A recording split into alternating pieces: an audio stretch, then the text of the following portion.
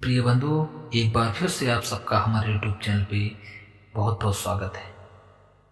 मोर मोरनी की इस कहानी से जीवन में बहुत सारी सीख मिलेगी और जो भी व्यक्ति इस सीख के बारे में जानेगा, अमल में लाएगा, उसके घर में कभी कलह नहीं होगी। देखते हैं ज़माने में बहुत से घर में कलह होती रहती है, जीवन में धंधा नहीं होता है, सारा समाज सारा परिवार दुखी रहता है। तो बंधु, ऐसी कहानी जो जीवन में आपके कभी कलह नहीं होने देगी, बस इसके विचारों पे अमल करें और मोर मोरनी की बातों पे अमल करें। किसी जंगल में एक मोर मोरनी रहते थे। बहुत अच्छे से उनका जीवन चल रहा था। एक दिन मोरनी मोर से बोली, प्रिय, हम लोग अकेले यहाँ रहते हैं, चलें कहीं जहाँ बहुत सारे हमारे मोर पक्षी रहते हैं, वहाँ चलें तो वहाँ एक साथ रहेंगे तो अच्छा लगेगा। मोर ने समझाया, मोरनी, यहाँ रहेंगे हम लोग कितने सुख से रह रहे हैं, कोई किसी से झगड़ा नहीं है, कोई पक्षी से कोई बात नहीं होगी, हम लोग बड़े प्रेम पूर्वक आपस में रह रहे हैं, तो यहीं रहें। लेकिन फिर बार बार मोरनी वही बात दोहराती रही, चलो कहीं दूर चलते हैं, चलो कहीं दूर चलते हैं। तो बार बार कहने पर मोर बार बार रोकता रहा, लेकिन मोरनी हट पकड़ती रही। और जानते हैं प्रिय बंधु, अगर आदमी हट पकड़ ले और अगर त्रिया चरित्र हट पकड़ ले, पत्नी हट पकड़ ले, तो मनुष्य को जीवन में बहुत सचेत रहना चाहिए और बड़े ध्यान से और उसको सफलतापूर्वक परिस्थिति से निपट के उस काम को करना चाहिए। यही दास्तान है मोरनी की। हट पे मोर को वहाँ से उड़कर चलना पड़ा। उड़ के जा रहे थे, उड़ते उड़ते मोर मोरनी जा रहे थे। समय हो गया, काफ़ी देर बाद मोर मोरनी कहते हैं, कुछ देर कहीं विश्राम कर लिया जाए। एक जगह जिस देश से निकल रहे थे वहाँ पे कि राजा के महल में दोनों उड़कर बैठ जाते हैं और बैठे बैठे देख रहे हैं कि राजा रानी से खाने के लिए बोल रहा है कि रानी, खाना ले आओ, मुझे भूख लगी है। रानी ने 56 प्रकार के भोजन बनवाए, बढ़िया थाल में सजा कर, हाथ में पानी का लोटा लेकर रानी आती है और खाने को राजा के सामने रख देती है।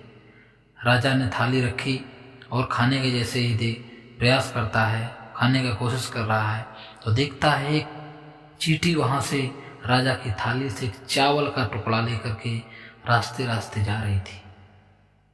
तो रास्ते रास्ते जा रही थी और वहाँ से चींटा आ रहा था। दोनों आपस में बातें कर रहे थे कि आज का भोजन मिल गया, आज के भोजन व्यवस्था हो गई, आज के भोजन बच्चे हम लोग खा लेंगे, अब चलते हैं, कल के भोजन व्यवस्था की जाएगी प्रभु ने।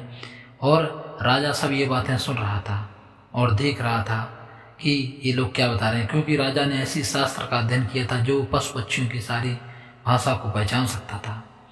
चींटा बोला, राजा देख लेगा, दोबारा अगर लेने जाएंगे बार बार तो राजा मार देगा हम लोग को।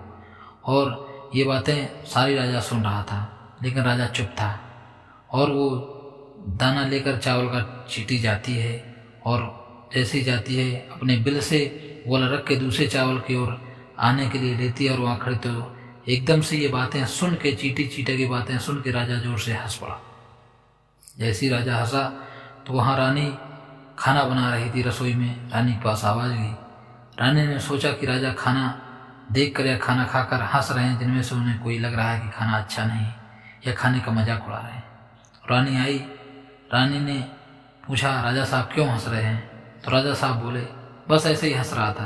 रानी कुछ देर बाद चली जाती है, रसोई चली जाती है। इसके बाद चींटा आता है और एक चावल का टुकड़ा फिर से लेकर चला जाता है। फिर से टुकड़ा लेकर गया और चींटी के पास जाता है, बोलता है ले आया। लेकिन राजा ये बात सुन रहा था और फिर से राजा को हंसी आ गई। देखते देखते राजा को हंसी आ गई। देखिए चींटी चींटा क्या बात कर रहे हैं कि राजा देख रहा है हम लोग चावल खा रहे हैं। तो राजा ऐसे इनकी बातें सुन सुन के आपस में हंस रहा था। रानी फिर आई वहाँ पे, तो रानी हट पकड़ने लगी, आप बार बार क्यों हंस रहे हैं, बताइए बार बार। जब रानी बार बार हट पकड़ती है, बताइए बताइए, तो चींटी चींटा से कहती है, देखिए हमारी बात को राजा रानी से बता देंगे। तो चींटा कहता, नहीं प्रिय, राजा इस बात को नहीं बताएंगे, क्योंकि राजा जानते हैं इस बात को अगर बता देंगे तो राजा पत्थर हो जाएंगे। इसलिए राजा इस बात को नहीं बताएंगे। प्रिय बंधु, जब चींटी ने कहा कि राजा पत्थर के हो जाएंगे, चींटा कह रहा हाँ, राजा अगर इस बात को बताते हैं तो राजा पत्थर के हो जाएंगे।